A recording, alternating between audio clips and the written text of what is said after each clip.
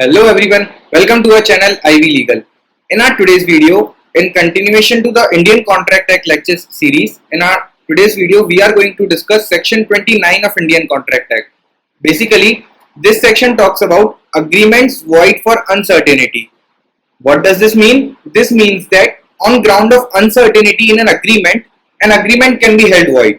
ठीक है, तो अनसर्टेनिटी किस चीज को लेकर हो सकती है? Either with respect to terms of contract, the time at which the contract is to be enforced, the place at which the agreement has to be enforced. तो यही सब एसेंशियल्स होते हैं एक एग्रीमेंट में. जब एक एग्रीमेंट को हम कॉन्ट्रैक्ट बनाते हैं तो उसमें हम क्या चीजें कवर करते हैं कि वो कब एनफोर्स होगा, कौन से टाइम पर होगा, कौन सी प्लेस पर होगा, उस एग्रीमेंट में पार्टीज कौन कौन इन्वॉल्व है. तो अगर इन सब चीजों को लेके कुछ भी चीज सर्टन नहीं है, if there is any uncertainty, then in that case the agreement can be held void. अब इस सेक्शन को हम अंदर डिटेल में कवर करेंगे कि कौन कौन से केसेस में वॉइड हो सकता है, कौन से केसेस में वैलिड माना जाएगा. So basically this section states that an agreement of which meaning is not certain. ठीक है, या तो उसका मीनिंग सर्टेन नहीं है, मतलब कि ए बोल रहा है, ए एग्री करता है कि वो बी को गुड सप्लाई करेगा, कौन से गुड सप्लाई करेगा, कब सप्लाई करेगा, कौन सी प्लेस पे सप्लाई करेगा, ये कुछ डिफाइंड नहीं है एग्रीमेंट में, तो एग्रीमेंट वॉइड हो जाएगा on the ground of uncertainty, क्योंकि कुछ सर्टेन नहीं है. दूसरा है the meaning is not capable of being made certain, मतलब कि अगर हम कुछ इन्फर भी करना चाहें उससे तो हम उसको सर्टेन नहीं बना सकते. अब गुड्स हैं, यहाँ पर गुड्स किसी भी तरह के हो सकते हैं, यहाँ पर फ्रेजाइल गुड्स हो सकते हैं, पेरिशेबल, नॉन पेरिशेबल, कौन से गुड्स हैं. अगर उसको हम अगर हम उसको रिलेट भी करें कि चलो यूजुअली ए और बी के बीच में फर्नीचर से रिलेटेड ट्रांजेक्शन होते हैं क्योंकि दो बिजनेसमैन फर्नीचर में डील करते हैं, बट फर्नीचर में कौन सा पर्टिकुलर स्पेसिफिक गुड्स को लेके एग्रीमेंट हुआ है, इस चीज को लेके भी अगर सर्टेनिटी नहीं आ पा रही है, they are trying to make it to infer a certain meaning out of it, but it is not possible for them, for the parties, then in that case also the agreement is void. मतलब the meaning is not capable of being made certain. Third is meaning is certain. अगर meaning certain है तो फिर वो agreement valid हो जाएगा. मतलब clear तीन केसेस दिए हुए हैं, या तो agreement या तो मीनिंग इज नॉट सर्टेन तो वो वॉइड है ही, या फिर मीनिंग जो भी है उसमें that is not capable of being made certain, ठीक है, तो भी वॉइड, तो फिर वॉइड हो जाएगा, और अगर सर्टेन है तो वो वैलिड हो जाएगा. अब आ जाते हैं हम कुछ एडिशनल पॉइंट्स पे जो सेक्शन 29 में हमको कवर करने हैं. बहुत सिंपल है, अनसर्टेनिटी है, एग्रीमेंट वॉइड हो जाएगा. Agreement has to be certain, this is one of the most important essential of a contract. Second point is undefined property in an agreement makes it void. मतलब आपने agreement किया कि मैं ये property खरीदने के लिए एग्रीमेंट में एंटर करता हूं, और जो सेलर है वो बोल रहा है कि हाँ ये प्रॉपर्टी बेचेगा, बायर बोल रहा है ये खरीदेगा, बट वो प्रॉपर्टी कहाँ लोकेटेड है, कहाँ कितना उसका एरिया है, ये कुछ डिफाइंड नहीं है. अगर अनडिफाइंड प्रॉपर्टी के लिए आप एग्रीमेंट में एंटर करते हो क्योंकि property the main subject of the contract itself is not certain, then the agreement is void. Then comes when contract is partially uncertain but rest is capable of being made certain, then contract can be enforced to the extent of certainty.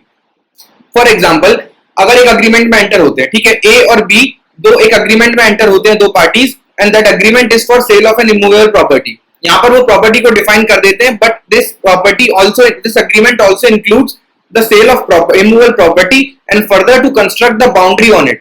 ठीक है, तो यहाँ पर जो seller है वो इस चीज को अग्री करता है कि वो प्रॉपर्टी बेचेगा और वो प्रॉपर्टी बेचने के बाद उस पर बाउंड्री बनवा कर देगा. ठीक है, अब यहाँ पर वो बाउंड्री कितने एरिया में बनवाएगा, कहां पर, मतलब कितने एरिया को कवर करके बनवाएगा और किस चीज की बाउंड्री बनवाएगा, वो ब्रिक्स की होगी या पिलर्स की बाउंड्री होगी, तो ये सब सर्टेन नहीं है. बट ये सर्टेन है कि प्रॉपर्टी कहां पर लोकेटेड है, कौन सी प्रॉपर्टी को बेचने का एग्रीमेंट है, ये सर्टेन है. तो यहाँ पर एग्रीमेंट पार्शियली सर्टेन है, पार्शियली अनसर्टेन है. तो यहाँ पर जो जितना पार्ट सर्टेन है, मतलब प्रॉपर्टी को बेचने का, उतना आप एनफोर्स कर सकते हो कि प्रॉपर्टी बिक गई, सामने वाली बायर ने खरीद लिया, सेलर ने बेच दिया. बट अब प्रॉपर्टी पे जो बाउंड्री कंस्ट्रक्ट होनी है क्योंकि वो अनसर्टेन है, तो उस वाले पार्ट को आप वॉइड डिक्लेयर कर सकते हो. ठीक है, ये क्योंकि वो अनसर्टेनिटी के ग्राउंड पे वॉइड हो जाएगा. तो मतलब यहां पर ये है कि आप ब्रेक करके भी डॉक्ट्रिन ऑफ सीवियरेबिलिटी को अप्लाई करके आप सीवियर करके जो पार्ट सर्टेन है उसको वैलिड कर दो, जो पार्ट अनसर्टेन है उसके एग्रीमेंट को वॉइड डिक्लेयर कर सकता है court. Then comes another important point, a lockout agreement by which one party for consideration agrees for a specified period of time not to negotiate with anyone else except that party for sale of his property would constitute a valid enforceable agreement. अब यहाँ पर देखो, इस basically इस example का मतलब ये है, लॉकआउट एग्रीमेंट से को मैंने यहाँ पर इसलिए लिया है कि अगर अपन जैसे किसी और से एक प्रॉपर्टी के मतलब जैसे ब्रोकर के केसेस में या अपन जब कोई प्रॉपर्टी खरीदने जाते हैं तो हमको डाउट होता है कि हम ये भी खरीद सकते हैं वो भी खरीद सकते हैं, तो हम क्या करते हैं कि कुछ पैसे देके हम स्पेसिफाइड टाइम पीरियड के लिए लॉक करवा देते हैं अपनी प्रॉपर्टी को कि ब्रोकर के साथ कि हम ये प्रॉपर्टी लेंगे, इसको आप 1 महीने तक के लिए होल्ड पे रखें हमारे लिए और इस बात का हम इतना एडवांस आपको देते हैं। अब यहाँ पर क्या हुआ कि जो सामने वाला सेलर है वो लॉक हो गया है, वो एक लॉकआउट एग्रीमेंट में एंटर हुआ for 1 month for specified period, जहां पर उसने उस चीज का एडवांस भी ले लिया और उसने इस बात को लेकर अग्री किया कि मैं अब तुम्हारे अलावा किसी और से नेगोशिएट नहीं करूंगा for how much time period, for 1 month only. तो it is necessary that there has to be a restriction for specified period of time. अगर ऐसा है तो such agreement is valid and enforceable. But अगर इसी case में यहाँ पर मैं उसको ये बोल दूं कि आप 5,000 रुपए ले लो, जो भी एडवांस अमाउंट है वो ले लो, और आप अब अभी जब तक मैं इस प्रॉपर्टी को ना खरीदूं या मैं आपको इंस्ट्रक्शन ना दूं तब तक आप इस प्रॉपर्टी के साथ इस प्रॉपर्टी को लेकर किसी और के साथ नेगोशिएट मत करना। अगर इस तरीके का लॉकआउट एग्रीमेंट में एंटर करता हूं तो ये उस वाली पार्टी को बाइंड नहीं करेगा, रीजन बीइंग कि यहाँ पर एक अनस्पेसिफाइड पीरियड इन्वॉल्व है। तो इसीलिए such agreements are void because of uncertainty. Uncertainty किस चीज को लेकर? टाइम पीरियड को लेकर कि आप सामने वाली पार्टी को कितने टाइम पीरियड के लिए लॉक करवाना चाहते हो। तो अगर वो स्पेसिफाइड पीरियड है तो वो वैलिड हो जाएगा, बट अगर आप स्पेसिफाइड पीरियड नहीं दे रहे हो तो on the ground of uncertainty agreement void हो जाएगा under section 29। Now comes to now we will discuss an important case law under this, that is Grothing versus Lin।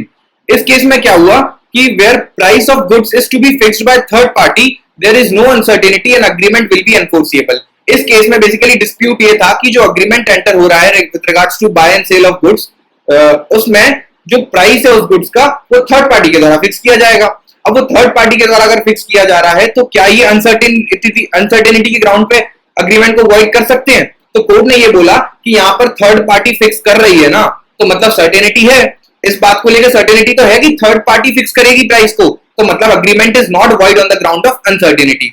ये अगर वहां पे लिखा होता कि the price will be fixed by some other party, कौन सम अदर पार्टी, कौन fix करेगा, ये कुछ डिसाइडेड नहीं था। यहाँ पर थर्ड पार्टी मेंशन्ड है, वो फिक्स करेगा, तो there is no uncertainty and agreement will be enforceable. ये इस केस में हेल्ड हुआ। और similarly if an agreement is totally silent as to price, for example अगर agreement में बताया ही नहीं गया कि प्राइस डिटरमाइन कौन करेगा for the purpose of buy and sale of this goods, in goods को खरीदने के लिए क्या प्राइस होगा, अगर इस चीज को लेकर अग्रीमेंट साइलेंट है तो भी अग्रीमेंट वैलिड होगा and will not be declared void on the ground of uncertainty as to that the agreement is silent about price, because उस केसेस में sales of goods act apply हो जाएगा और वहां पर the price will be determined, the reasonable price will be paid applying the sales of goods act। So as in that case sales of goods act will be applicable and a reasonable price will be paid। So merely on the ground the agreement does not contain a provision with regards to determining the price will not hold an agreement void on the ground of uncertainty,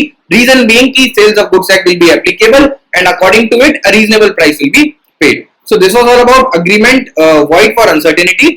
हम मिलेंगे अगली video में जहां हम बात करेंगे wagering agreements के बारे में under section 30 with case laws and exceptions। तो अगर आपको वीडियो पसंद आई है then do subscribe my channel, hit the bell icon for regular updates and do like my videos। Goodbye, thank you।